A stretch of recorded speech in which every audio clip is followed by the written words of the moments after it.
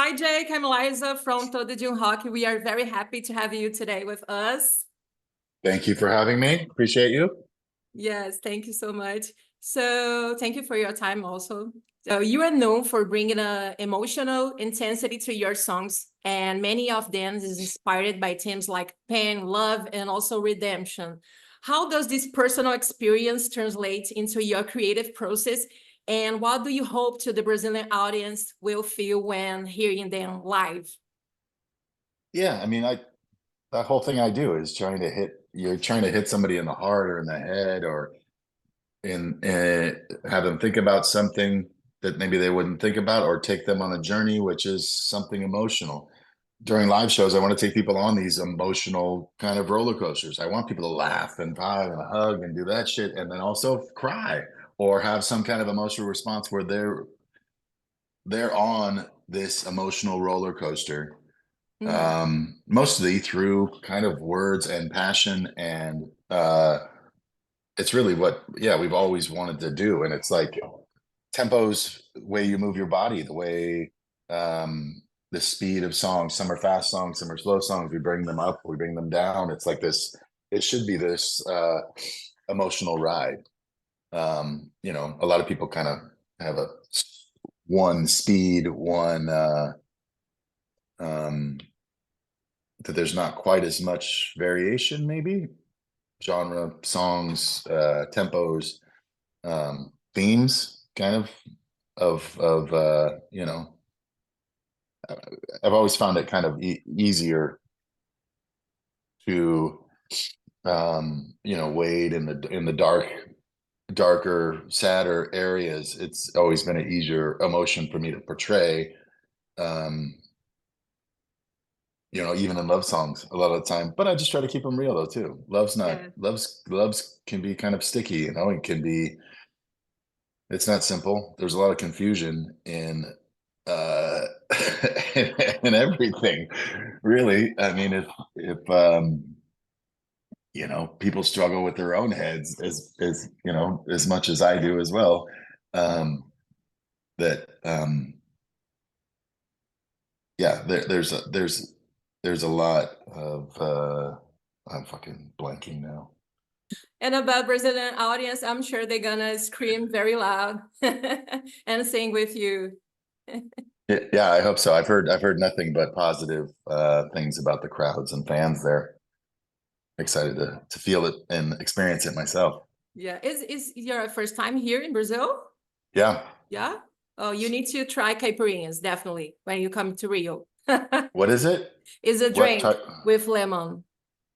Lemon Say and what? a different drink with cachaça. Is the taste is really Oh, good. You need to try that. I've had it before here, Yeah. but I'll try them there as well though. But I have had it before.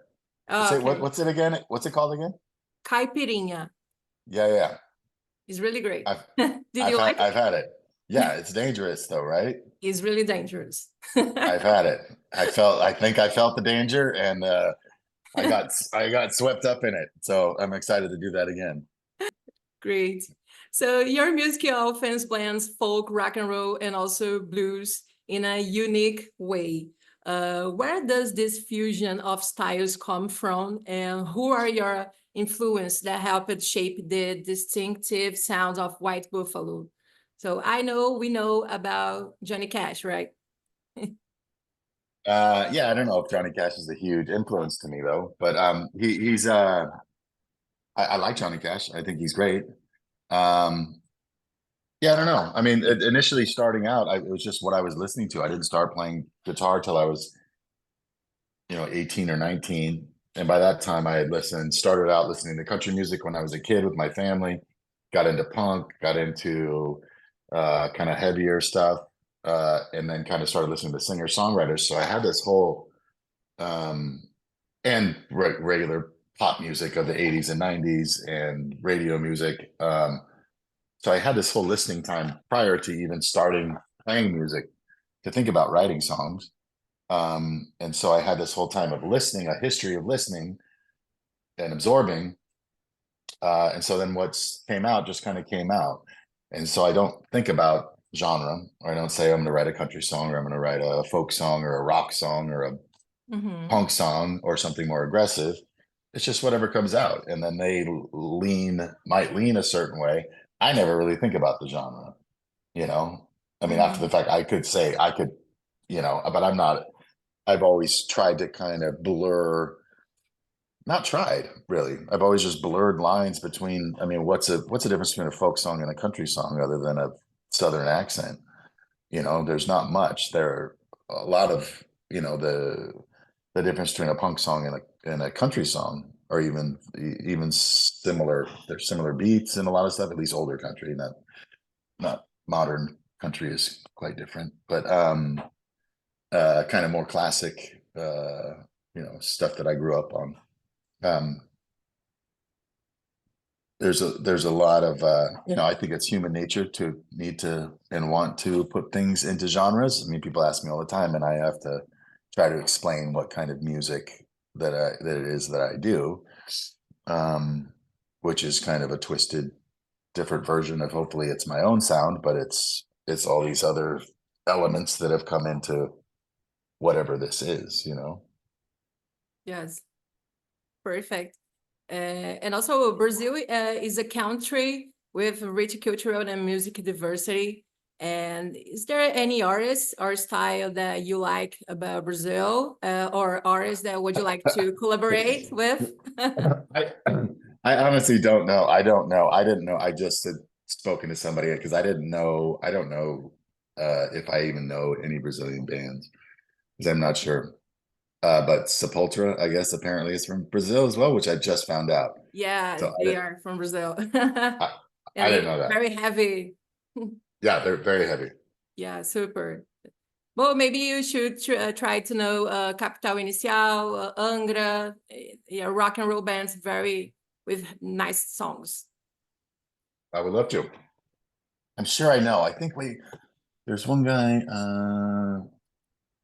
No, I would sound stupid.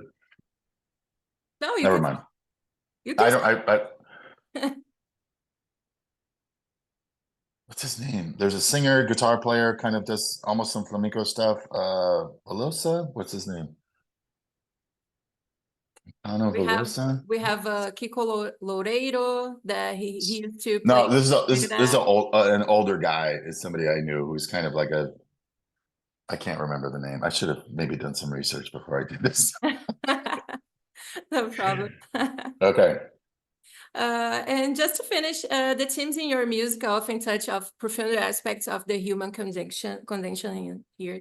As you travel the world, especially coming to Brazil, what do you hope to learn or experience in terms of new histories or inspirations? Yeah, I mean, it's such a lucky job, and it's such a interesting vantage point to come from the stage. It's amazing how you can feel energy and feel really the pulse of culture of the people of where you're going to. So if you go somewhere where people are kind of guarded and a little more reserved, you can feel that. If oftentimes, like the sadder and the worse the history, um, you can feel that. It's kind of crazy how that you can feel that energy that's going from the stage to the crowd, back to the you, back to that whole thing, that whole circle is really palatable. And I don't know if a lot of people, musicians, think about that, or if that's uniquely to myself, but you can learn a lot just from that. Because you can feel the spirit of a country, or the sadness of it. I mean, we played in Poland. It was very a lot of people crying, kind of explosive excitement, and then very locked in. You know, you go to Spain and everybody's fucking crazy. You know, and I'm thinking that Brazil will probably, hopefully, be from what I heard, is excitable and amazing, and maybe the best crowds in the entire world. That they sing along, they clap, they're in it the entire time, And They are very happy. yeah, and I think that has a lot to do with the Brazilian maybe approach to life, that you live life to the fullest, and you're out for if you're out for a good time, have a good time, like to do your best to enjoy yourself while we're here. We got such a short period.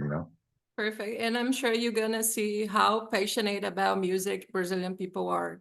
They love music like nobody else. Yeah, no, I'm excited. I can't wait. Thank you so much for having us today. You're very welcome. Welcome. Thank you so much.